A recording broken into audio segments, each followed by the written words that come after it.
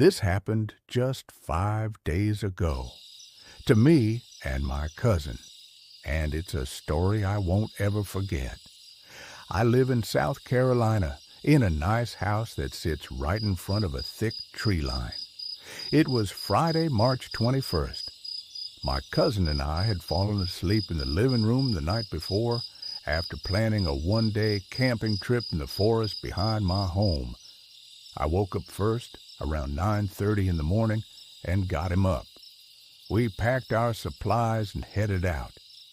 The woods were rough, still torn apart from a storm that had blown through 6 months earlier. Trenches 5 feet wide and 5 feet deep cut across the ground, and fallen trees were scattered everywhere. You couldn't run even if you wanted to. After some hiking, we found a spot that seemed decent for a campsite. Over the next couple of hours, we built a makeshift survival shelter, roof, walls, the whole deal. But the whole time, we kept hearing things. Sounds coming from maybe 50 feet away.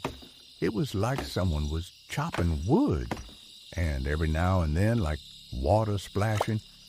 It made us uneasy, sure, but we'd been in those woods more times than we could count. We brushed it off. There was a creek nearby. Easy explanation. But then things changed. I was putting the final touches on the roof of our shelter. My cousin was working on the walls. And suddenly, I heard a sound. A human sound. It wasn't speech. Not exactly. It was the kind of noise someone makes when they're calling a dog over. I froze, listening. My heart was steady, but my mind was alert.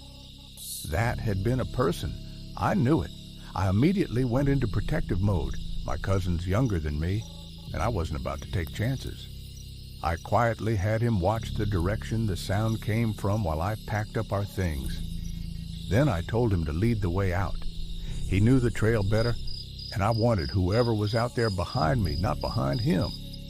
Right as we were leaving, I glanced back one last time, and that's when I saw him, a man, maybe 20 feet away, wearing a mask. His skin looked pale, almost white, and he was dressed head to toe in black. My stomach dropped, but I didn't say a word. I didn't want to panic my cousin or myself. I just told him, "Hurry." We pushed on. 30 minutes later, we were close, about 100 feet from the edge of the tree line. I could barely make out my house through the trees, and then, out of the corner of my eye, I saw him again, the same masked man, running from tree to tree, following us. Still, I said nothing. I told myself I must have been imagining it. I didn't want to set either of us off. We finally broke through the tree line, and the second we did, my cousin and I sprinted for the house. We slammed the door behind us, out of breath, hearts pounding, and that's when he told me he had seen the exact same man, running from tree to tree, just like I did.